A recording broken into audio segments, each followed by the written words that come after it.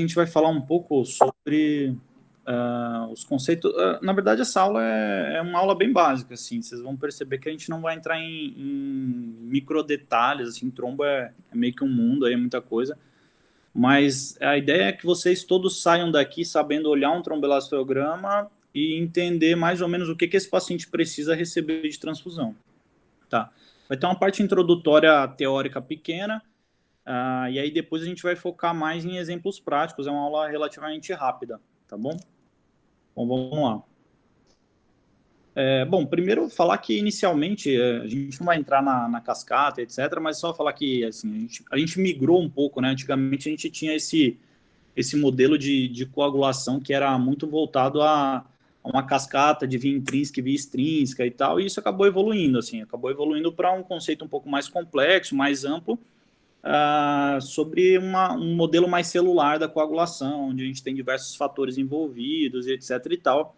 A gente também não vai entrar nesse detalhe por hora, tá bom? O que a gente vai falar, basicamente, é o seguinte, o trombo, eu vou mostrar um pouquinho para vocês como é que funciona, mas qual é a ideia? A ideia do trombo, na verdade, é desenhar como que está a coagulação e a formação de um coágulo desse paciente especificamente. Então, é uma avaliação em tempo real da formação de coágulo desse paciente. Como que esse paciente consegue formar ou não um coágulo, né? A gente tem muito na cabeça do dia a dia o tal do coagulograma, TP, TTPA e etc e tal, mas assim, tem algumas estimativas que isso conseguiria avaliar em torno de 5 a 6% da formação de trombina do corpo, tá? Então, ele ficaria bem nessa etapa inicial aqui, o TTTPA, enquanto o tromboelastograma conseguiria avaliar toda a extensão da formação até a resolução do coágulo. Essa figura aqui, eu vou pedir só para vocês relembrarem alguma coisa, que é o seguinte, o modelo atual de coagulação, ele foca bastante no início através, é como se fosse uma via extrínseca que se inicia com a exposição de um fator tecidual, né? Então, a gente teria basicamente uma lesão endotelial que exporia, então, o fator tecidual, e isso iniciaria uma cascata de coagulação que parece um pouco mais com a via extrínseca, com o fator 7 ativado, etc. Mas o que eu quero que vocês realmente prestem um pouco atenção nessa etapa é que na fase, a gente vai dividir aqui essa formação do trombo nessas 4 etapas, não precisa gravar nada disso, mas só para entender que nessa fase inicial, onde eu tenho essa exposição do fator tecidual, quem vai dar o pontapé inicial para a formação do coágulo, basicamente, são os fatores de coagulação. Você tem uma participação das plaquetas também, mas essa fase inicial leva muito em consideração os fatores de coagulação. Daqui para lá, tudo que a gente vai criar de trombo e de coágulo vai depender primordialmente de 2 fatores, plaqueta e fibrinogênio, né? São as colas, aí, especialmente fibrinogênio, mas o que a gente costuma falar que seria então você deu o pontapé inicial e a partir daqui você vai meio que construir esse muro aí, então tijolo e cimento, né? Que seria aí a plaqueta e o fibrinogênio. E a gente vai ter uma fase final que seria da estabilização desse coágulo, de fibrinólise, para não também tem que ter um processo de regulação desse trombo, né? Fica um pouco complexo, mas vocês vão ver que isso vai começar a ficar mais simples. O que a gente vai tentar fazer é simplificar, então, essas etapas. A gente vai ter um processo inicial que vai ser basicamente dependente de fatores de coagulação. Vocês viram que tem um pouco de ação de plaqueta, mas basicamente dependente de fatores de coagulação. Uma fase intermediária, onde a gente vai depender basicamente de plaqueta e fibrinogênio, tá? E uma fase final que vai ser a fibrinólise, que vai ser essa regulação aí do trombo, tá bom? Isso aqui é o que vai gerar basicamente o desenho do trombo. A gente vai falar um pouco melhor daqui a pouco.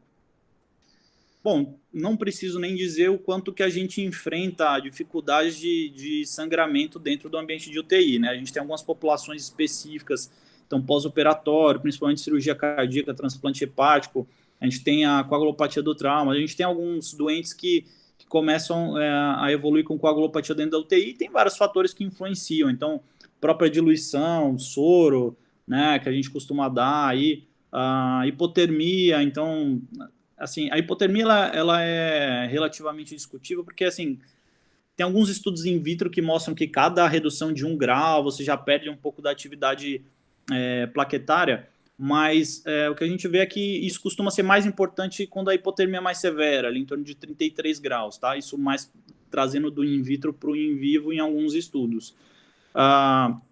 Consumo, né, coagulopatia de consumo, a gente dá o exemplo, por exemplo, aí das ascites hemorrágicas pós-punção, ou daquele paciente que realmente sangramento pós-operatório que não cessa, aí o paciente começa realmente a consumir, e etc.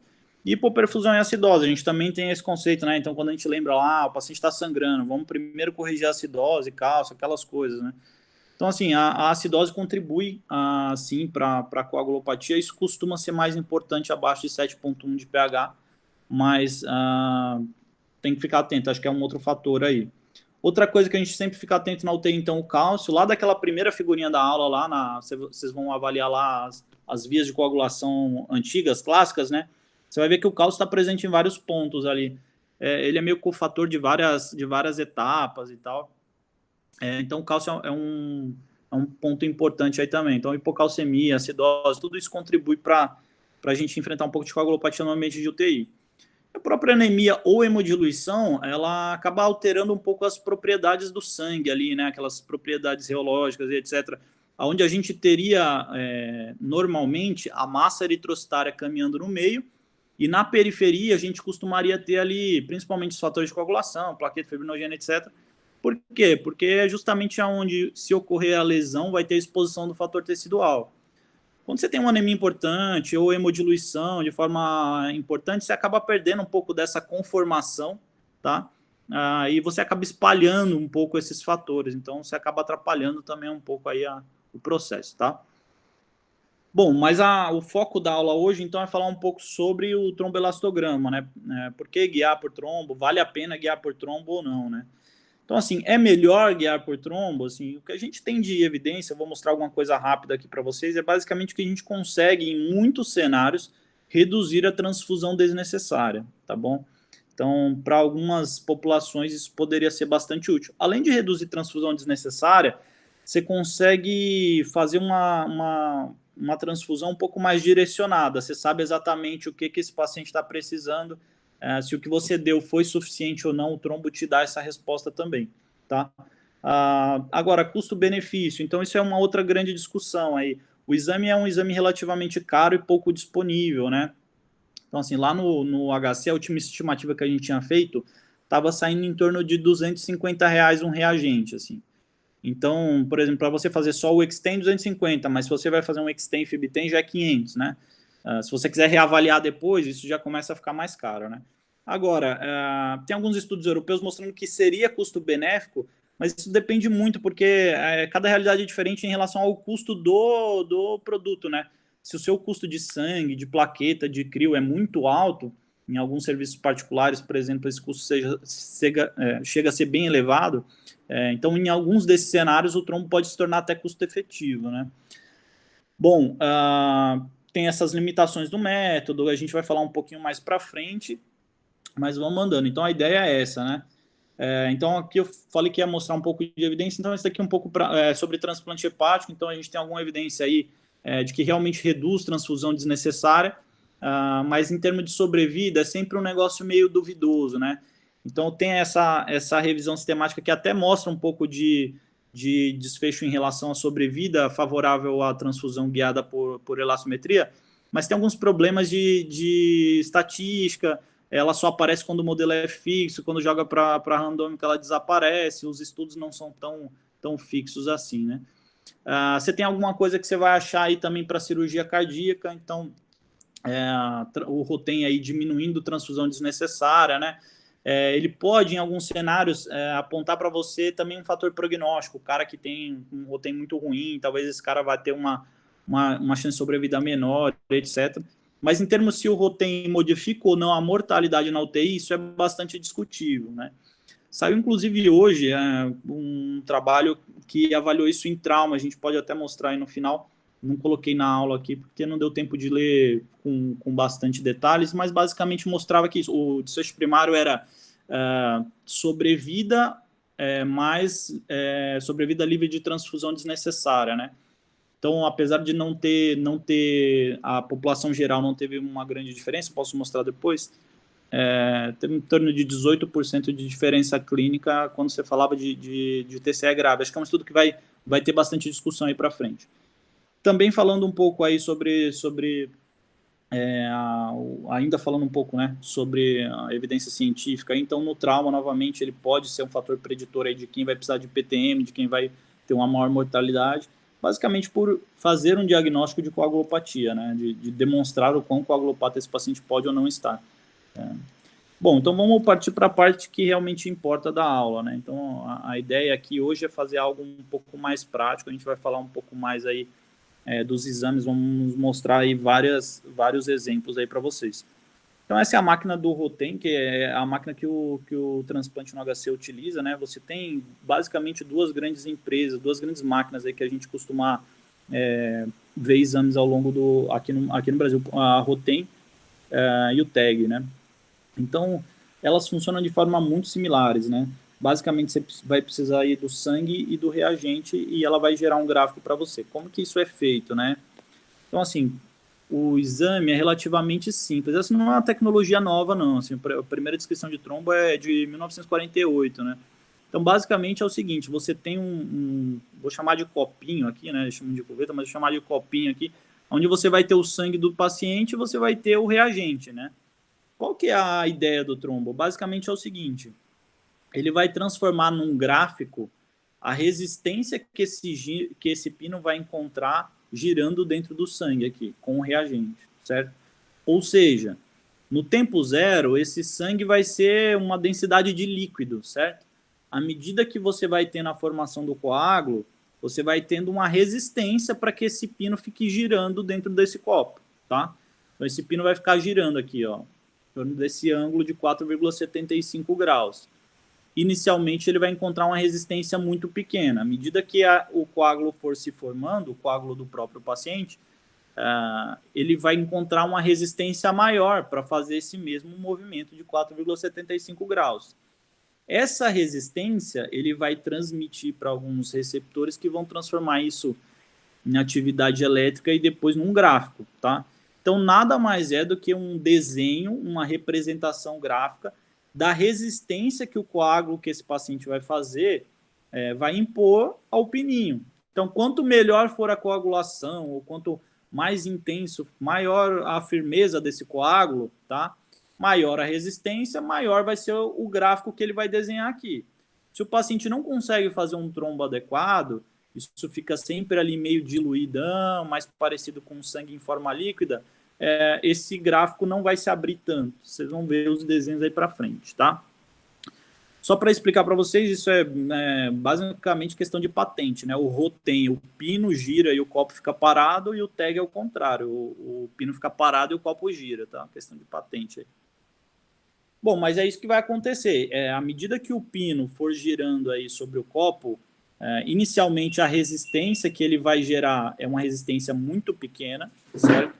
É uma resistência muito pequena. E aí, à medida que isso for caminhando, essa resistência, o trombo vai gerando uma resistência cada vez maior, tá bom? Então, ele vai formar esses gráficos. Então, esses aqui são os gráficos clássicos do tromboelastograma, tá? Esse aqui, na verdade, já é de um diagnóstico que a gente vai ver daqui a pouco. Rodolfo, mas a minha dificuldade com o trombo sempre foi entender esses nomes, esses índices que a gente utiliza no trombo. Vocês vão entender que é bem simples. Assim, o que a gente precisa, embora você possa criar um indicador em qualquer ponto aqui do trombo, né, você vai ver que os mais importantes, eu vou até comentar agora. Então, um dos mais importantes é o CT, que é o clotting time. Então, seria o tempo entre o início do exame, zero, o exame costuma durar 60 minutos, tá? Então, seria o tempo entre o zero e o momento em que começa a surgir um trombo, tá certo? Geralmente, quando o trombo atinge 2 milímetros. Então, esse período aqui é aquele período em que eu já tive a exposição do fator tecidual, em teoria, né? Porque eu estou falando, por exemplo, do Extem. O Extem, o reagente, nada mais é do que um fator 7 ativado, ali, um fator tecidual, como se tivesse sido exposto a um fator tecidual, certo? Então, esse tempo aqui é o tempo que leva para começar a fazer um trombo. Logo, se vocês lembrarem do começo da aula, quem vai determinar o CT são basicamente os fatores de coagulação. Plaqueta pode influenciar um pouquinho, mas esse CT aqui, o que a gente vai ver basicamente são fatores de coagulação. Daqui para frente, todo e qualquer desses indicadores aqui, com exceção da Lise aqui do final, então CFT, ângulo alfa, amplitude em 10 minutos, firmeza máxima do coágulo, todos esses indicadores eles vão indicar basicamente a mesma coisa, tá? Que é o meio. Se vocês lembrarem lá também no começo da aula, o meio basicamente ele é determinado por dois fatores lá, plaqueta e fibrinogênio, né? Seria o cimento lá e o tijolo. Então, se eu tiver um problema aqui no começo, possivelmente eu estou com deficiência de fatores de coagulação. Se eu tiver um problema aqui no meio, possivelmente eu tenho uma deficiência ou de plaqueta ou de fibrinogênio, ou de ambos, né? E no final eu vou avaliar a lise desse coágulo. Essa lise não pode ser maior do que 15% entre a firmeza máxima e os 60 minutos. Vocês veem aqui, por exemplo, lisou praticamente 100% do trombo, né, do coágulo. Então aqui eu tive uma lise exacerbada, uma hiperfibrinólise, tá? Então esses são basicamente os 4 grandes diagnósticos que o trombo vai te dar. Uma deficiência de fatores de coagulação, uma deficiência de plaqueta ou fibrinogênio e uma hiperfibrinólise. É claro que a gente está falando de tromboelastometria básica, a gente pode identificar diversas outras coisas através do trombo, mas isso é o que vocês precisam saber para o dia a dia, tá certo? Então você vai ter aqui, por exemplo, o CFT, que é o Clot Information Time, que seria uma zona de transição, quando o coágulo tem de 2 a 20 milímetros, e é ele que vai determinar esse ângulo. Veja, se a plaqueta e o fibrinogênio são ruins, e esse MCF, ao invés de bater aqui, ele fosse pela metade, é óbvio que esse ângulo ele não ia ser tão aberto, o ângulo ia ser um pouco mais fechado, tá? E é óbvio que esse CFT ia demorar mais tempo para atingir 20 milímetros. Então é por isso que eu digo que daqui para frente, com exceção da lise, tudo vai representar a mesma coisa, tá? Um coágulo com uma firmeza baixa. Então isso geralmente tem a ver com plaqueta e fibrinogênio, tá? Então, ou seja, um ângulo alfa um pouco mais fechadinho, um CFT mais prolongado, um A10, que é a amplitude em 10 minutos reduzido, um MCF reduzido, que é a firmeza máxima do coágulo. Tudo isso representa a mesma coisa, tá bom? Eu posso ter um índice chamado A15? Posso. O trombo é quase um elétron, então você pode pegar aqui e falar amplitude em 20. Vou fazer um estudo avaliando se a amplitude em 20 minutos tem a ver com... Pode fazer, tem vários estudos dessa forma. Mas para o dia a dia, o que a gente precisa se atentar? Quanto tempo demora para começar a coagulação? Então, principalmente fatores de coagulação. Se o coágulo é firme ou não é, plaqueta fibrinogênio, se tem uma lise exacerbada ou não. Então, isso é o resumo disso que a gente acabou de falar, né? Então, o início, basicamente, o CT, eu vou depender bastante de fatores de coagulação, a plaqueta pode ter uma interação aqui, tá? O meio, plaqueta e fibrinogênio, e o final vai representar a fibrinólise. Aqui, diferente desse gráfico anterior, você vê que praticamente não há lise. Então, aqui nesse gráfico não há hiperfibrinólise, no anterior tinha, tá bom? Isso é um gráfico de Extend. A gente vai explicar um pouco desses, o que é Extend, tem FibTen daqui a pouco. Então, é isso, né? Mais uma vez, então, inicialmente, o CT, fatores de coagulação, o ângulo alfa, o MCF, tudo que tem aqui no meio vai basicamente representar plaquetas ou fibrinogênio, né? E no final, a fibrinólise, o indicador é a major lise, que seria, então, do MCF até o final, ver o tanto que isso lisou. Mais uma vez, então, aqui só para mostrar para vocês um exemplo, né? Então, quando eu tenho uma deficiência de fatores de coagulação, aqui o vermelho tinha que estar mais próximo aqui do CT, como eu falei, essa é uma área de transição, fica meio bagunçado o CFT, mas é um CT alargado, então seria uma deficiência de fatores de coagulação. Aqui, nota como está hipocoagulante, né? O trombo, esse tracejado seria o valor de referência, ele está bem abaixo do valor de referência, então seria um trombo com uma firmeza máxima de coágulo, um MCF baixo. Isso indica que eu tenho um problema ou em plaqueta ou fibrinogênio, né? E esse aqui seria um trombo de hiperfibrinólise, então aquilo que a gente comentou. Eu formo o trombo, mas a lise máxima é maior do que 15%. Isso vai gerar diversos desenhos de tromboelastograma, né? Então, o pessoal aí é bastante criativo. Então, taça de vinho, taça de champanhe, o da hiperfibrinólise, eles falam que parece um pufferfish, né? Então, esses desenhos aí é mais para você visualizar mentalmente. Vocês vão ver que vendo bastantes exemplos, deixa de ser tão importante o exato valor de referência, e você começa a ver que de olho você já sabe mais ou menos o que está acontecendo, tá? Então, novamente, aqui só para vocês verem, né? O CT, então, é do 0 até começar, o CFT entre 2 e 20 milímetros, mas não importa. Daqui para frente, tirando a lise máxima, quase tudo isso representa a mesma coisa, plaquetas e fibrinogênio, tá bom?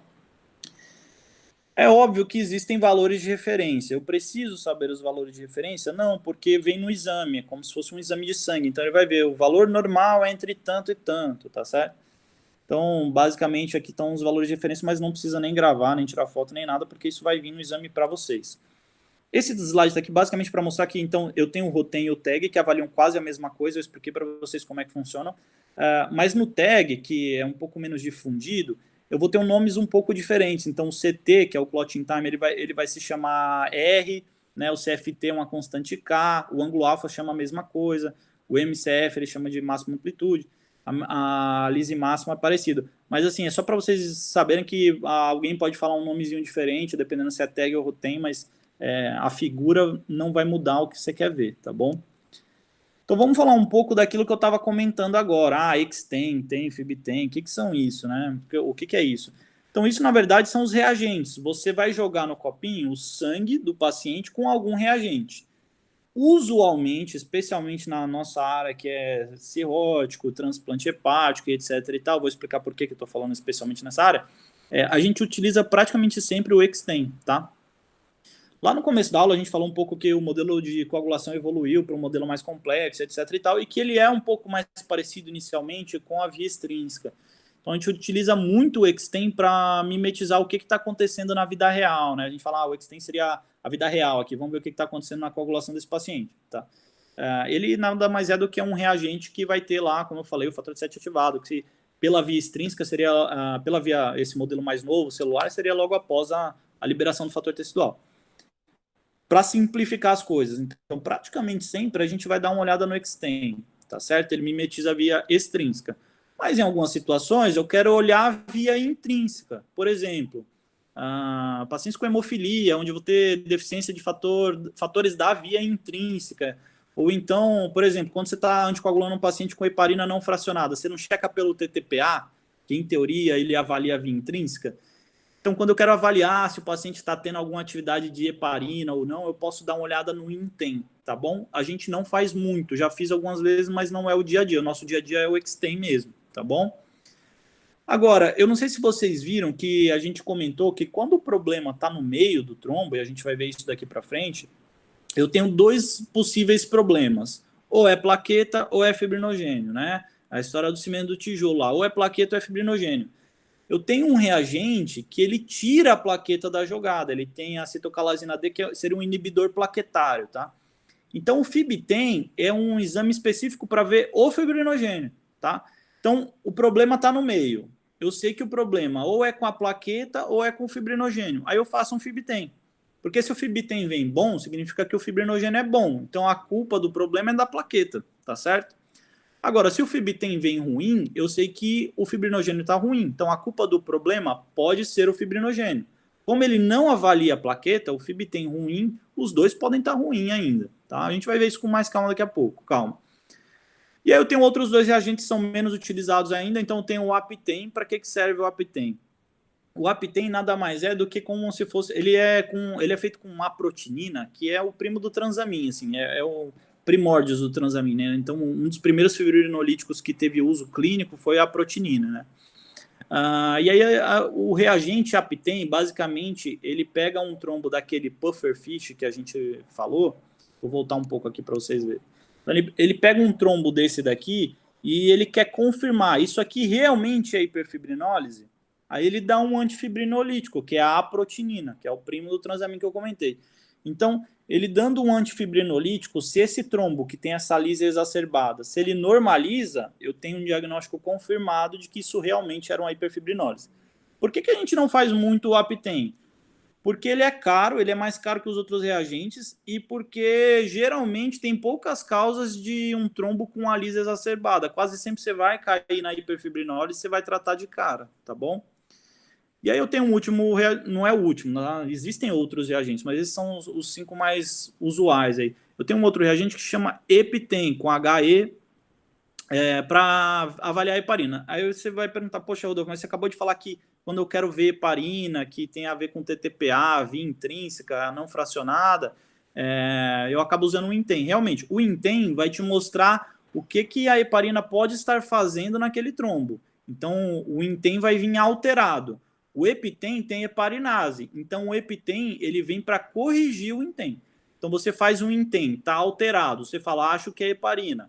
Você faz um EpiTEM. Se corrige, é porque realmente o que você tinha aqui era uma ação de heparina. Parece um pouco complexo, mas vocês vão ver que na prática é mais simples do que isso, tá? A gente vai caminhar para a parte prática já. Então, resumindo, só para vocês entenderem, né? Extend é o que a gente praticamente quase sempre utiliza. Só uma última coisa que eu não tinha comentado, né? Quando que seria interessante eu usar, por exemplo, o INTEM, né? Então, via intrínseca, heparina, etc e tal. Na prática clínica, quando você está trabalhando um pouco mais com cirurgia cardíaca, saída de SEC, o INTEM pode ser um pouco mais ideal, porque como o que você quer ver justamente é a reversão da anticoagulação da SEC, ele pode te dar uma informação mais importante de que talvez não esteja completamente revertido. Ele é mais acurado do que o TCA para avaliar isso, especialmente essa heparina que a gente tem no Brasil, a qualidade não é das mais fantásticas, então sobra alguns rastros de heparina lá, e aí esse é aquele paciente que chega com TCA corrigido, mas o dreno depois sangra, sabe? Então alguns desses pacientes, na verdade, é um TCA que não, é uma anticoagulação que não foi completamente revertida. Então o INTEM poderia mostrar isso, ele poderia mostrar que ainda tem alguma ação de heparina, e se você quisesse ser ainda mais didático, você poderia pegar esse INTEM que está alterado, fazer um EpiTEM para ver se corrige, tá bom? Mas, tirando esses casos mais específicos, aí eu trazendo um pouco até para a minha área, que seria o cirrótico, o transplante hepático, o que a gente costuma fazer é o Extend. Então, essa ideia de tentar mimetizar ali a via extrínseca, que seria um pouco mais parecida com a vida real, tá bom? Então, a gente quase sempre vai pedir o Extend. Quando eu tiver um problema aqui no meio, que aí ou é plaqueta ou é fibrinogênio, aí eu vou fazer um segundo reagente, que é aquele que vai me dar a resposta em relação ao fibrinogênio, que seria o FibTEM, tá bom? Beleza, então o que a gente tem basicamente é o seguinte, no Extend, se eu tenho uma demora para começar, que seria o CT, que a gente já explicou, o CT largo, né, provavelmente o meu problema está com fatores de coagulação, então vou dar plasma para esse paciente. Se o meu problema não é o começo, mas sim o meio, né? Então todos aqueles fatores, todos os indicadores que a gente falou aqui que vem depois do CT, eles representam basicamente um trombo fino, né? Um trombo que não conseguiu gerar uma firmeza muito importante. Então, nesses casos de MCF baixo, eu tenho dois problemas. Ou pode ser plaqueta, ou pode ser fibrinogênio. Pode ser ambos também. Mas aí eu vou partir para o FibTEM. Então, o FibTEM ele vai me dar essa resposta. Ele vai tirar a plaqueta da jogada e vai me mostrar como é que está o fibrinogênio. Se o fibrinogênio está bom, a culpa do meio ruim é da plaqueta. Se o fibrinogênio está ruim, a culpa do meio ruim deve ser do fibrinogênio. A plaqueta pode ou não estar ruim. Isso ele não vai te dar, tá bom? Um trombo ok, mas que chega no final e faz essa lise intensa, aí o meu diagnóstico já muda para outra coisa, já vai mudar para uma hiperfibrinólise. Eu formo o trombo, mas vem uma hiperfibrinólise e destrói esse trombo, tá? Se eu quiser confirmar, aí eu faço a aprotinina, que é aquele primo do transamin, e aí é como se eu pegasse isso daqui e desse antifibrinolítico, né? Então ele vai corrigir e vai mostrar para mim que realmente era hiperfibrinólise, tá? E na heparina que a gente comentou, aí, saída de SEC, etc., você pode ter um INTEM alterado aí, especialmente o início da coagulação aqui, o CT do INTEM, tá? Então ele alarga um pouco o CT do INTEM, e se eu fizer um EpiTEM, jogando uma heparinase, ele costuma corrigir isso. Então é sinal de que ainda tem heparina a ser revertida ali, tá bom? Vamos um pouco aqui explicar como que a gente utiliza isso de uma forma didática, e aí a gente vai para os exemplos práticos, tá? Então, mais vida real aqui possível. A gente tem um Extend e o Extend vem ruim. Se você olhar, assim, ele até coloca aqui, o CT está maior do que 75 segundos, né? Tá querendo te dizer que o CT está alargado. Se o CT está alargado, primeira parte, provavelmente eu tenho uma dificuldade com fatores de coagulação. Então, a primeira coisa que eu já vou fazer é dar os fatores de coagulação através de plasma, né, ou crioprecipitado, tá bom? Aliás, desculpa, o complexo protrombina. Então, essa seria a primeira parte, tá? A primeira etapa. Depois, eu vou ter a segunda etapa, onde eu vou ter o trombo alterado aqui no meio, né? Então, eu vou ter um MCF baixo, tá certo? Esse MCF baixo pode ser plaqueta, pode ser fibrinogênio, tá bom? O que eu vou utilizar para saber se o problema aqui é a plaqueta ou é o fibrinogênio? Então, é basicamente o Fibtem. Um Fibtem bom, ele vai me indicar que provavelmente o fibrinogênio está bom, eu vou ter que dar plaqueta. Um Fibtem ruim, significa que a minha deficiência aqui é de fibrinogênio, tá bom? Então, assim que a gente utiliza na prática, tá? O outro exemplo que a gente tinha dado, da hiperfibrinólise, eu faço o Aptem e o Aptem corrige, né? E aqui ele até traz um outro exemplo que a gente não comentou até agora, mas que é comum. Isso pode ser útil aí na vida prática. A gente está tentando entender o que é o trombo protrombótico. Então, se vocês verem os valores de referência aqui na linha verde, é um trombo que vai além dos valores de referência, né? Seria o trombo protrombótico. Esse trombo protrombótico, a gente ainda não sabe o que fazer, se anticoagula, se dá AS, mas a gente já tem alguns dados mostrando que ele está associado a eventos trombóticos, tá bom? Então, aqui, por exemplo, é um estudo mostrando que para transplante hepático, o trombo protrombótico ou hipercoagulante, esse é um exemplo nosso lá da vida real, ele está associado a mais casos de trombose da artéria hepática, no enxerto hepático, né? Você tem uma associação aqui com AVC, então fizeram trombo de vários pacientes com AVC isquêmico e viram que uma boa parte desses pacientes tinham indicadores de hipercoagulação no trombo, né? Você tem uma associação com infarto miocárdio. Então, assim, a gente está tentando entender como utilizar esse trombo protrombótico, tá? Isso é uma nova área aí que o pessoal está estudando. Mas tem, sim, uma associação do fato do trombo ser protrombótico com eventos trombóticos, tá? Eu acho que parte final da questão teórica é comentar um pouco sobre coagulação em cirrose, então um pouco da nossa área, assim, que a gente costuma dizer, né, basicamente para inibir um pouco o mito de que o cirrótico é um coagulopata, né? O cirrótico, na verdade, ele tem o que a gente chama de hemostasia rebalanceada, onde a gente tem tanto os fatores aí anti-hemostáticos como pró-hemostáticos em quantidades reduzidas. O fígado ele deixa de produzir ambos, né? Esses pacientes usualmente se seguram bem ali na coagulação desde que o fígado não esteja completamente descompensado. Então, o cirrótico não é um coagulopata, né? Ele tem essa hemostasia rebalanceada. Em grande parte das vezes a gente não vai ter esse problema, não. Isso fica um pouco mais claro nesse estudo, onde o que ele avaliou. Então, ele foi comparar INR com trombo, tá? Então, basicamente, essa medida G que ele utilizou tem uma correspondência com o MCF. Então, quanto maior o G, maior seria a firmeza do coágulo. Então, você vai ver que, sim, quando você tem INRs extremamente alargados, né, esses INRs tendem a ter um trombo com a firmeza um pouco mais reduzida. Mas veja que mesmo aqui nos INRs super alargados, vocês têm alguns trombos que ele varia do extremamente coagulopata para aquele cara que já está chegando próximo a um trombo mediano ali. Agora, o que é mais importante ver é aqui, ó, por exemplo, quando você tem um trombo normal aqui, então dessa faixa verde para frente, você pode ter INR aí que varia de 1,7, 1,8 até os 4. Então, o INR, especialmente quando ele está alterado de forma leve, aí até 3,5, etc., isso não necessariamente indica que esse paciente está coagulopata. Isso a gente quer mais dizer em relação àquele mito de o cirrótico, eu preciso transfundir antes de passar um catéter ou antes de fazer algum procedimento, porque o INR está de 2, o INR está de 2,5. Esse INR não tem uma correlação forte com o que a gente acha no trombo, tá? Aqui só para dizer aquilo que a gente tinha comentado, então TP e TTPA eles avaliam apenas 5% da formação de trombina do corpo, é um dado ruim aí, pobre, né? Novamente, isso daqui é uma avaliação em relação a trombo e exames usuais que a gente tem no dia a dia para avaliar a coagulação do paciente, tá?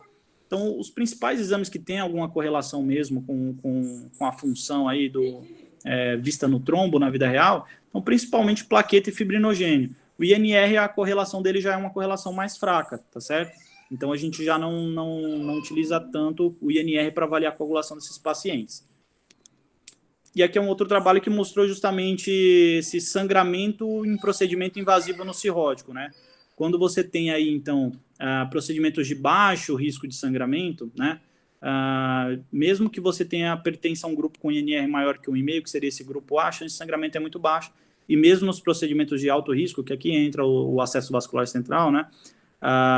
Você, mesmo pertencente ao grupo com INR acima de 1,5, a porcentagem de pacientes que sangram é muito pequena. Então, não indicaria você transfundir baseado no INR. Está aí um dos fatores que, às vezes, o trombo pode ajudar, né?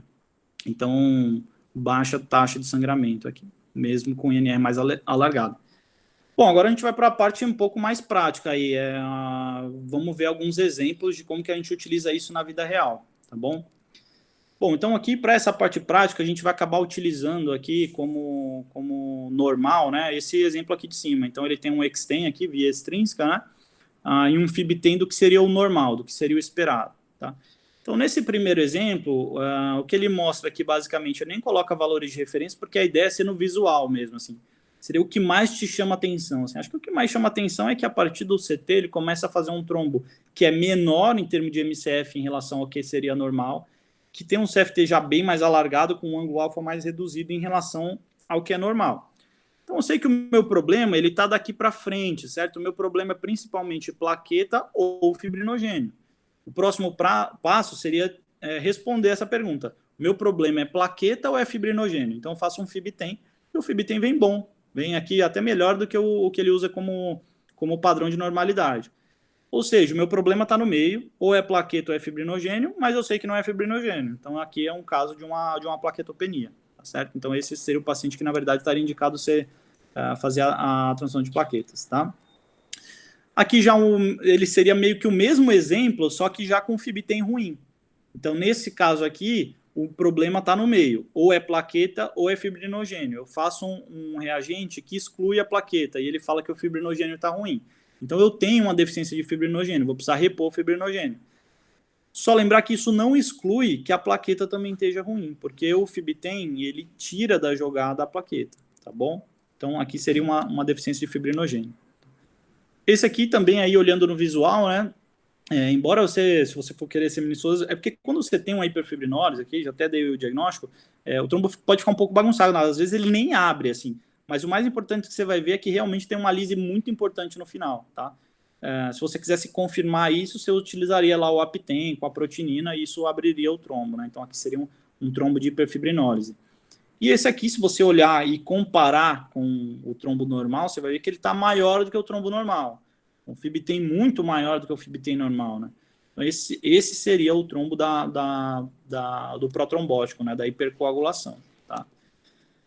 Então, aqui vou até dar um tempo aí para vocês pensarem, mas assim, notem que ele não coloca nem valor de referência, não tem nada. O exemplo é basicamente no visual. Você vê que o que mais chama atenção nesse tromboelastograma aqui, esse aqui é até um tag, é que você forma um trombo, mas esse trombo tem uma lise, você dissolve o trombo praticamente 100%. Então, eu tenho uma lise máxima do coágulo maior do que 15%. Então, aqui a gente teria um diagnóstico de hiperfibrinólise, tá bom? Agora, ainda um pouco mais de vida real, né? Então, alguns exemplos nossos lá do transplante, tá? Então, esse aqui é um paciente que fez uma paracentese, chocou na enfermaria, a gente admitiu, e aí fez o diagnóstico de uma ascite hemorrágica pós-paracentese. Então, o paciente começou a cair hemoglobina, a gente repuncionou e veio o sangue puro, né? Quem já cuidou de ascite hemorrágica sabe que inicialmente pode ser um pouco dramático e você fica um pouco perdido, né? Porque aí esse paciente vem com aquele NR de 2, 2,5, você não tem noção se isso é disfunção hepática, se isso é realmente um déficit de coagulação. Então aqui vamos lá, inicialmente o extend, tá? Então é um extend, se você olhar ele demora um pouquinho para começar, lembra que eu falei que não precisa do valor de referência? Ele vem aqui, ó, vem a cola aqui. Então CT, que seria o início, até começar a formar um trombo, 160 segundos, sendo que o valor de referência é de 38 a 79. Então o CT está largado? Tá. Se eu tenho um problema no início, provavelmente eu tenho uma dificuldade com fatores de coagulação, tá? Plaqueta pode influenciar, mas basicamente quem comanda esse início são os fatores de coagulação. Então aqui esse paciente de cara, só para lembrar, o trombo ele tem 60 minutos, certo? Mas a pessoa que está fazendo o exame, ela vai vendo em tempo real. Por que o trombo ele pode ajudar nesses casos? Então assim, olha, com, sei lá, 3 minutos de exame, você já sabe que esse paciente precisa de fatores de coagulação. Então você já está pedindo plasma para ele, com 3 minutos de exame, tá? Então, ele realmente consegue te ajudar, te dar uma noção em tempo real do que está acontecendo, tá bom? Bom, vamos para a parte 2 aqui desse trombo. Então, passando o CT, a gente tem realmente, olha, um trombo que, aqui seria os valores de referência, né? Bastante reduzido em relação aos valores de referência. Mas vamos lá, é um ângulo alfa que vai estar reduzido, se você for olhar. Então 39, o valor mínimo seria 63. Um CFT bastante alargado, né, 406, sendo que o valor máximo seria 159. E um MCF reduzido, então seria um MCF ali de 33, o mínimo seria 50. E aí tem aqueles outros fatores que a gente falou, por exemplo, amplitude com 10 minutos, né? Eu não quero esperar formar o trombo inteiro, eu quero um diagnóstico e saber o que eu vou transfundir com 10 minutos. Então você tem um A10 que tem uma boa correlação com o MCF, também está bem reduzido, 24, sendo que o mínimo seria 43, tá bom? Então esse paciente tem um problema no começo, eu vou dar fatores de coagulação e ele tem um problema no meio. No meio, ou é plaqueta ou é fibrinogênio. Eu não tenho como saber, eu vou fazer um FibTem. Então aqui já seria o FibTem do doente, tá? Então, o MCF do FibTem, 6. Valor de referência, no mínimo 9. Então, é um FibTem ruim também. Então, esse é um doente que vai precisar receber plasma e vai precisar receber fibrinogênio. Isso exclui que a plaqueta esteja ruim também? Como eu falei, não, porque o FibTem tira a plaqueta da jogada. O que eu faço na prática? Usualmente, eu dou uma olhada em duas coisas. Quanto que é a plaqueta sérica do doente? 150 mil. Improvável que isso aqui seja uma deficiência plaquetária, tá bom? Outra coisa que a gente costuma utilizar, então, além de olhar quanto que é a plaqueta sérica do doente, vale a pena saber se o doente ele toma algum tipo de antiagregante, tá? Então, aqui está uma das deficiências do trombo. Por mais que você tivesse um trombo normal aqui, se o paciente toma antiagregante plaquetário, então ali clopidogrel, por exemplo, o trombo não vai mostrar essa dificuldade de agregação. Você tem atualmente aí alguns módulos que você acopla no Rotem, por exemplo, o Platelet, que ele vai te dar essa agregação plaquetária. Então, ele consegue te dizer exatamente se você tem uma dificuldade de agregação plaquetária ou não, tá bom? Bom, mas aqui nesse exemplo, o que a gente fez? A gente deu plasma, tá? E deu fibrinogênio. Então, nesse caso, a gente não deu plaqueta. Vamos lá. Então, aqui um paciente com cirrose, HDA, sangrando aí há mais de 24 horas, a gente faz um Rotem. Não é usual a gente fazer Rotem em HDA, vou até explicar por quê, e esse é um dos motivos, assim. A HDA, ela é um sangramento mais mecânico, tá certo? Então, o que eu vou ter na HDA? Geralmente hipertensão portal. Isso não é muito por coagulopatia. Muitas vezes na HDA você vai ter, na verdade, um trombo parecido com esse aqui que eu estou trazendo. Então, os valores de referência ao tracejado preto, você nota que, na verdade, esse trombo está bem acima dos valores de referência, tá certo? Esse é um trombo protrombótico, tá? Por quê? Porque a HDA desse doente, que tem aí a ver com a hipertensão portal, tinha a ver com trombose de porta. Então, é um paciente protrombótico que fez uma trombose de porta que descompensou um HP e sangrou. Esse é o doente que ele não vai receber nenhum tipo de hemoderivado. E até mesmo o sangue a gente vai ter cuidado para fazer, né? A gente já tem esse conceito que na HDA, especialmente varicosa, você tem que transfundir de forma bem conservadora, né? Primeiro porque tudo que você transfunde vai aumentar a pressão portal, tá bom? Segundo porque aí tem um estudo até do New England que mostra aí que tem um aumento de mortalidade quando você é liberal na transfusão desse grupo, tá? Bom, vamos lá. Aqui um outro exemplo. Então, o paciente chegou sangrando no pós-operatório, a gente vai avaliar aqui o trombo. E aí o que a gente vê, assim, você pode querer olhar o começo, mas novamente, quando tem uma lise muito grande aqui no final, o trombo ele fica meio não dá para você ficar olhando muita minúcia aqui. É o que chama atenção aqui, sabe? Então, o que chama atenção aqui é essa fibrinólise muito importante. Se você for olhar Major Lise, então Major Lise de 100%, né? Lembra que a gente falou, acima de 15% eu tenho uma hiperfibrinólise. Então aqui eu tenho um caso de hiperfibrinólise, eu tenho que fazer, se eu quisesse confirmar isso com outro reagente, aí eu utilizaria o Aptem, que é aquele com a protinina, que a gente comentou que é um antifibrinolítico lá, um dos primórdios aí. Então aqui é um caso de hiperfibrinólise, tá certo? A gente não fez o Aptem, a gente deu o antifibrinolítico. Aqui, novamente, se você for olhar, é um outro trombo que também tem uma hiperfibrinólise. Olha a Major Lise aqui, 99%. Como eu falei, esses trombos com hiperfibrinólise, eles bagunçam um pouco o traçado. Então, é melhor você corrigir a hiperfibrinólise, e aí se o paciente continuar sangrando, às vezes repetir e ver o que sobrou, sabe? Porque às vezes essa deficiência que você está vendo aqui já é o consumo, na verdade, né? E qual é o problema? Se você for seguir, por exemplo, eu tenho uma hiperfibrinólise, mas eu acho que o CT está um pouco alargado, eu vou dar plasma. Às vezes você pode estar dando plasma e alimentando a hiperfibrinólise. Quando você tem um trombo de hiperfibrinólise, trata a hiperfibrinólise, tá bom? Vamos lá, hemorragia na hepatite fulminante. Então aqui um trombo que, assim, vocês nem precisam olhar valores de referência. Tá péssimo o trombo, tá? Por que tá cortado aqui no meio? É aquilo que eu falei, o trombo é um exame em tempo real, que dura 60 minutos. Mas esse daqui a gente costuma pedir o parcial, né? Quando o paciente está sangrando muito na sua cara, você manda a amostra, você fala, ó, assim que tiver o parcial, me manda.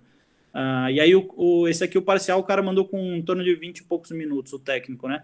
Mas só de olhar aqui, você já vê um CT que deve estar bem alargadão, né? Então, se você olhar o CT 238 segundos, o valor de referência aqui é até 79. Então, é um CT bem alargado. Isso provavelmente tem a ver com fatores de coagulação, aquilo que a gente vem comentando ao longo da aula. Daqui para frente, tá tudo ruim. Então, provavelmente é plaqueta ou fibrinogênio. Eu parto para o FibTen. O FibTen, péssimo, né? Então, aqui o FibTen 4, sendo que o valor de referência seria 7. Então, o paciente vai precisar de fibrinogênio e vai precisar de fatores de coagulação. Novamente, o FibTen não me fala como é que as plaquetas estão. Geralmente eu olho a plaqueta sérica do doente, vejo se ele tomou algum tipo de antiagregante. Se a plaqueta sérica é boa, o paciente não tomou nenhum tipo de antiagregante, provavelmente o problema que está aqui no meio é esse aqui. Esse paciente parece ter muito pouco fibrinogênio mesmo, tá bom? Esse aqui é o mesmo trombo, na verdade. Então, aqui ele me mandou o parcial e aqui a gente foi para o trombo completo, né? Quando terminou os 60 minutos, ele me mandou a foto. Mas, basicamente, se vê que não mudou muito. Por que seria importante ter esse final? Para ver se, além de tudo, eu não tenho uma hiperfibrinólise aqui. Vocês vão ver que não, né? Na verdade, nesse caso aqui, a gente não tem hiperfibrinólise. Aqui um dos usos do trombo que eu acho mais fantásticos aí. Então, o paciente chegou no pós-operatório para você sangrando, né? E aí você faz um trombo e o trombo vem assim. Então, nem precisa olhar os valores de referência, assim. Olha, só de olhar o tracejado aqui, que seria um pouco do valor de referência, você já vê que o trombo, não é que ele está protrombótico, ele está normal, tá certo? O trombo está normal, assim, você não tem um grande aumento de nenhum dos indicadores se você tem um trombo normal, mas o paciente está sangrando pós-operatório. Qual é o problema aqui? Muito provavelmente sangramento mecânico. Esse é o paciente que chegou na UTI, daqui uns 30, 40 minutos, paciente sangrando pra caramba, aí você pede o trombo, você vê um trombo desse e já liga para o cirurgião. Então é um paciente que às vezes chega na UTI e volta para o centro cirúrgico em 1, 2 horas, tá certo? Então o trombo ajuda muito nesse cenário, tá? Especialmente em equipes cirúrgicas que já são acostumadas a trabalhar com trombo, por exemplo, lá no próprio transplante, não tem discussão. O cara tá sangrando trombo normal, tem que abrir, tem que olhar o que está acontecendo, que tem algum vaso lá sangrando, tá bom? Qual seria a outra possibilidade, né, que a gente comentou? Um trombo que está normal, que o trombo não pegaria, mas que tem um problema aqui. Seria os antiagregantes, aí, clopidogrel, etc. Justamente por aquilo que a gente falou, ele não avalia tão bem a agregação plaquetária. Se você tiver o módulo que eu comentei, o platelet lá no Rotem que a gente não tem, você consegue dar mais um gráfico aqui de agregação plaquetária. Se a agregação estiver boa, aí você tem mais um fator para dizer realmente esse sangramento aqui é cirúrgico, tem que ir para a sala, tá? Aqui mais um paciente, retransplante. Então, um paciente que perdeu o transplante, foi para o retransplante, e aí o que a gente tem, tá? Então, eles mandaram aqui, se vocês forem olhar, é um CT normal, tá? CT 71 segundos, valor de referência até 79. O meu problema mesmo começa do CT para frente. Então, tá alargado o CFT, o ângulo alfa não chega a estar reduzido ainda aqui, né? Mas você tem um A10 que está reduzido, você tem um A20 reduzido, você tem um MCF reduzido. Então, todos os fatores daqui para frente estão reduzidos, certo? Bom, se o problema está no meio, ou é um problema de plaqueta, ou é um problema de fibrinogênio, certo? Eu não tenho como saber isso só olhando o Xtem, então eu vou para o FibTen.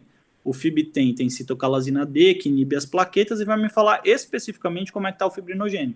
E nesse caso o fibrinogênio está bom, tá certo? Olha aqui o FibTen do doente 14, com valor de referência de 7 a 23, tá bom? Então o FibTen está normal. Se o problema depois do CT aqui ou é plaqueta ou é fibrinogênio e o fibrinogênio está normal, esse é o doente que está com plaqueta baixa, tá certo? Então esse é o doente que vai receber plaqueta, tá bom? Agora, se ele estiver sangrando, é comum a gente receber o trombo desse jeito aqui pós-transplante que o doente não está sangrando. O que a gente faz? Nada, tá? Você só vai transfundir se o doente estiver sangrando. Agora, nosso objetivo não é trazer tudo para o valor normal de referência, etc. É tratar o sangramento. Nosso trombo a gente utiliza principalmente como terapêutico. Então, por que fez o trombo, se eu não sei se ele está sangrando ou não, ou nada? Porque, protocolarmente, isso aqui foi o retransplante, então pode ser que no meio do transplante o paciente estava sangrando, tinha uma deficiência de trombo, que foi corrigida, e esse é o trombo final do transplante. Tá? Aqui, mais um trombo pós-transplante. Trombo normal, não precisa nem olhar valor de referência, tá certo? Então, trombo que abre bem, bem amplo, FibTem normal. Nem precisava ter corrido o FibTem aqui, né? Com o Extens você já sabe que tá bom. Se não tem problema no meio, se não tem problema de plaqueta nem de fibrinogênio, você nem precisava do FibTem, tá certo? Ocasionalmente o pessoal corre os dois, porque se estiver sangrando no meio da cirurgia, não posso perder tempo de esperar, correr 60 minutos e correr mais 60. Mas, assim, esse é um caso que, se fosse caso, começou a sangrar na UTI e eu pedi o trombo, eu pediria só o Extend, esperaria, se não tivesse essa deficiência, nem pediria o FibTem, tá bom? Mais um caso aqui, então, basicamente de olho, o trombo abre mais lento, um ângulo aqui reduzido, um CFT largo, um MCF baixo, novamente, ou é plaqueta ou é fibrinogênio, faço FibTem ruim, provavelmente esse doente tem uma deficiência de fibrinogênio, tá bom?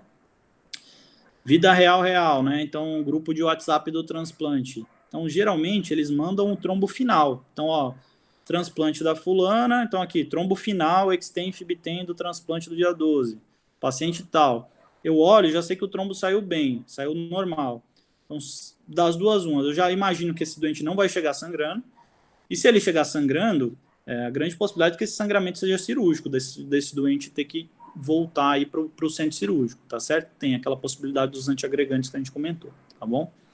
Aqui um outro exemplo. Então, de cara, nem precisa olhar valor de referência nem nada, mas você vê que é um MCF um pouquinho reduzido, um CFT um pouquinho alargado, mas com FibTem normal. Então, provavelmente, esse doente aqui tem uma deficiência de plaqueta. Eu vou já pedir a plaqueta lá na UTI, esperando o doente chegar? Não necessariamente. Se o doente está vindo, eu imagino que ele não esteja mais sangrando, né? A hemostasia feita, etc. Então, se esse doente chega e não está sangrando, eu seguro. Mas se ele começa a sangrar, talvez a primeira coisa que eu vou precisar fazer para esse doente é plaqueta. Então, esse é um caso que demonstra da onde que o trombo ele consegue reduzir transfusão desnecessária, né? Pós-transplante hepático, o cara chega sangrando, você vai dar fibrinogênio, plasma, plaqueta, você vai dar tudo. Com o trombo, você vai dar basicamente plaqueta aqui, se ele estiver sangrando, né? Esse caso aqui, você vai dar o quê? Você não vai dar nada, você vai mandar ele para o centro cirúrgico. Então, modifica a sua conduta terapêutica, tá? Acho que é o último slide da aula, a ideia é como que a gente organiza todas essas ideias, tudo que a gente comentou, num fluxograma aí de como que a gente vai usar isso para tratar o doente. Então, tudo começa num sangramento, né? A gente não vai ficar pedindo trombo para o paciente que não está sangrando, né? Nesse cenário que a gente está comentando aqui, de UTI, pós-cirúrgico, etc. Então, tem um sangramento, eu peço o teste, né? Aqui, no caso, ROTEM. Se vem normal, é aquilo que a gente comentou. A grande possibilidade é de que esse sangramento aqui seja cirúrgico, né? Então, eu já aviso o cirurgião, falo, olha, o paciente está sangrando, mas não é coagulopatia, ele está sangrando de algum vaso que possivelmente está babando lá, tá bom? Beleza, mas agora vamos para os 4 grandes diagnósticos. Não sei se vocês lembram, no início da aula a gente comentou que com o trombo, isso é, novamente, gente, isso é uma aula de tromboelastometria básica, tem várias outras coisas que dá para ver, vários outros indicadores, eu posso avaliar outras coisas. Mas esse não é o foco para vocês, tá? O foco para vocês é olhar para um desenho e saber o que você tem que dar, tá bom? Então, na tromboelastometria básica, o que a gente tem aqui? Então, 4 grandes diagnósticos.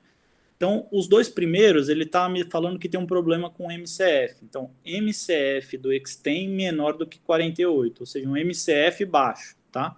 Então, firmeza máxima do coágulo baixa. Se o problema está no meio, ou é plaqueta ou é fibrinogênio. Eu preciso de um exame que vai me dizer se o fibrinogênio está bom ou está ruim, tá bom? Aí eu faço um FibTem, tá certo? O FibTem me fala que está ok, está maior do que 10. Então eu tenho um problema no meio, que é plaqueta ou fibrinogênio, mas o FibTem está normal, o fibrinogênio está normal. Então o problema aqui é plaqueta, tá? Então faço o quê? Dou plaqueta para o paciente, tá bom? Se ele estiver sangrando, né? O mesmo caso, a MCF do Extend menor do que 48, então o MCF está ruim, ou é plaqueta ou é fibrinogênio, ou é plaqueta ou é fibrinogênio. Aí eu vou para o FibTem. FibTem está ruim. Qual é o problema desse paciente? Fibrinogênio. Isso exclui que a plaqueta esteja ruim? Não. O que a gente faz na prática? Eu costumo utilizar, olhar a plaqueta sérica do doente, saber se ele usou algum tipo de antiagregante plaquetário ou não. Se a plaqueta estiver boa, eu deixo por isso mesmo. Se a plaqueta está ruim, eu quero ter certeza se eu preciso da plaqueta ou não. Dá o fibrinogênio e repete o exame. A gente não costuma fazer isso. Se a plaqueta está baixa, às vezes a gente transfunde ambos, tá bom? Então, o problema aqui, num MCF baixo, tá? Com o FibTem baixo, é o fibrinogênio. Eu tenho que dar ou crio preceptado, ou o hemocompletano, que seria o fibrinogênio já concentrado, né, com menos volume, tá bom? Então, seria esse segundo caso. Agora, vamos para o terceiro grande diagnóstico, seria o CT alargado. Então, eu tenho um início de coagulação que é bastante lentificado. Então, eu tenho um CT alargado, tá bom? Demora para ser exposto ao reagente até fazer um trombo de 2 milímetros. Geralmente, o problema aqui no começo são fatores de coagulação, tá bom? Então, nesse caso, o problema são fatores de coagulação. O que eu vou fazer? Vou dar plasma, né? O complexo protrombínico, tá bom? E o último grande diagnóstico é aquele que é até mais fácil, e é até o que está aqui na figura, né? Quando eu tenho um trombo, o trombo se forma, mas eu tenho uma lise depois que é muito importante. Então, eu tenho uma lise máxima maior do que 15%. Nesse caso aqui, a lise foi praticamente de 100%. Tá?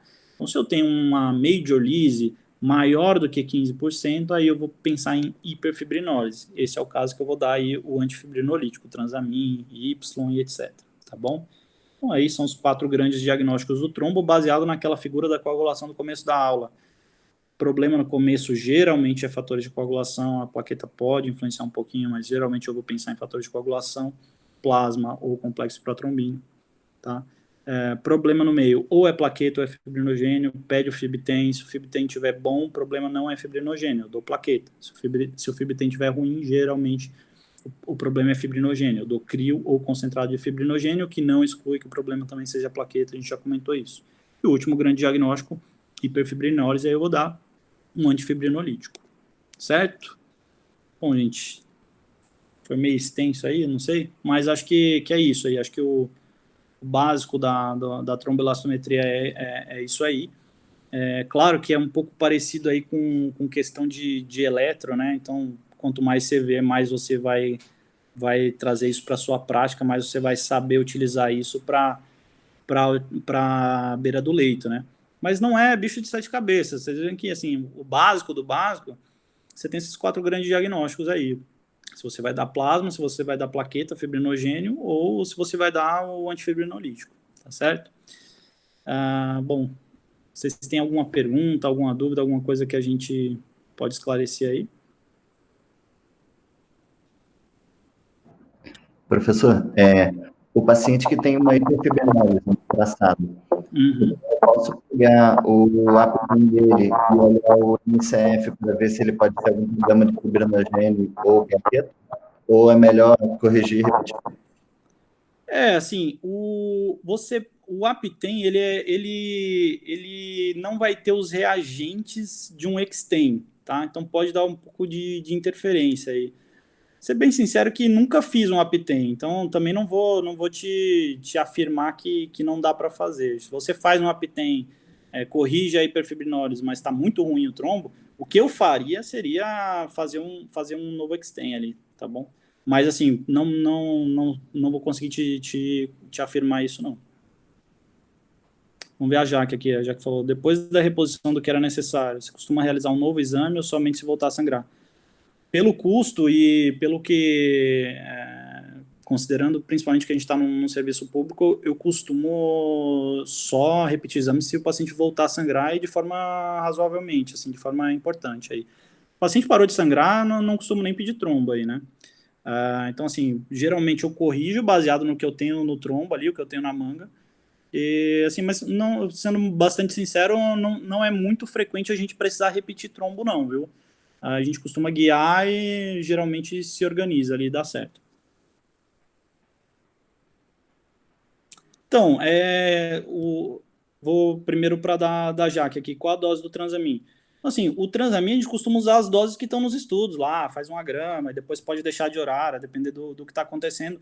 Mas se fosse a resposta ser pela aula de trombo, você faria ali 1 grama, 2 gramas e repetiria o exame para ver se corrigiu. Se você não tem essa disposição, geralmente eu faço e vejo se o paciente parou de sangrar, mas a dose usual dos estudos é em torno de 1 grama. Dá para guiar a dose do hemocompletan pela medida do Fibtem? Olha, não sei te dizer. O que a gente costuma fazer é meio na prática, assim, sabe, no olhômetro. Então, se é muito ruim o Fibtem, eu dou pelo menos 2 gramas do hemocompletan, 2 a 3 gramas. Se é pouca coisa, 1 grama já costuma resolver, mas isso é muito de olhômetro, assim, sabe? E aí, não sei te dizer se tem um estudo que avalia o valor do Fibtem e dose, assim, sabe? A nossa experiência, até para ninguém ficar achando também que a gente é especialista nisso. Na verdade, a gente usa muito, assim, a gente usa toda semana, a gente deve ter aí uma curva aí de uns 2, 3 exames por semana, porque praticamente todos os nossos transplantes fazem. Então a gente tem bastante prática e estuda um pouco do assunto, mas assim, acho que posso pesquisar isso daí, mas realmente não sei se tem como guiar a dose.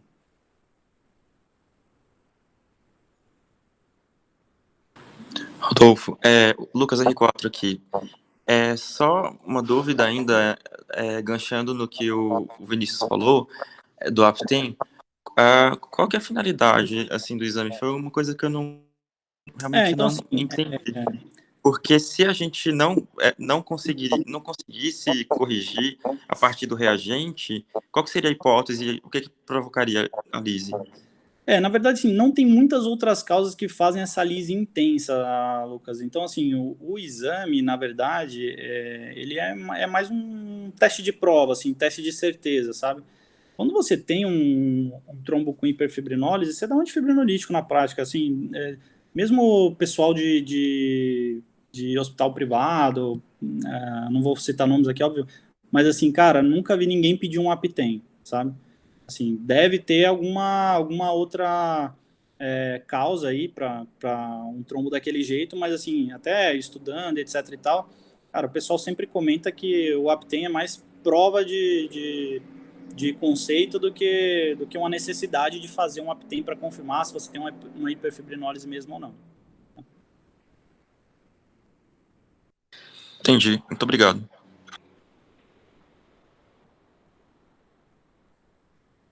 Valeu, gente. A última coisa que eu vou mostrar para vocês, a minha tela ainda tá, acho que tá, né? Então, assim, só para comentar aí essa que saiu agora, saiu tipo meio-dia que eu tava abrindo aqui. E aí saiu justamente um trabalho que estava sendo esperado aí há um tempo sobre trombo no trauma, né, para guiar PTM, etc e tal. Preciso dar uma olhada com calma no estudo ainda, mas basicamente o que o pessoal estava buscando responder é se modificava, o desfecho primário era mortalidade e PTM, né? Então, assim, foi um estudo não estatisticamente significativo, tá? Em relação a reduzir mortalidade barra PTM. Tem um subgrupo aqui que seria do TCE severo, que talvez você realmente tinha algum efeito aqui, mas também não foi significativo. A gente vai precisar olhar com calma, porque até tinha separado aqui, né? Então, nesse subgrupo do TCE severo aí, né? Quando você vai olhar aí, tinha uma diferença clínica até razoável, mas isso não foi estatisticamente significativo de forma alguma. O intervalo de confiança é bem largo. É um estudo que a gente vai precisar sentar para ler, etc e tal, mas, novamente, acho que a grande questão do trombo em si não é nem essa... Vou deixar aqui o nome, né? Não é nem essa questão de mortalidade em si. Acho que a gente utiliza muito para ajudar na prática mesmo. Assim, o que eu vou dar para esse paciente que está sangrando que eu não faço ideia do que está acontecendo, né? Outra coisa que tem comentado nesse estudo, assim, o trauma é um pouquinho diferente, porque, embora a coagulopatia do trauma seja realmente importante, relevante, etc e tal, a maioria dos pacientes não vão ter. Acho que, se não me engano, nesse estudo que eu estava olhando, acho que em torno de 30% dos pacientes tinham algum grau de coagulopatia. Então, também diminui a quantidade de doenças que você está olhando aí, se realmente vale a pena ou não fazer o trombo, né?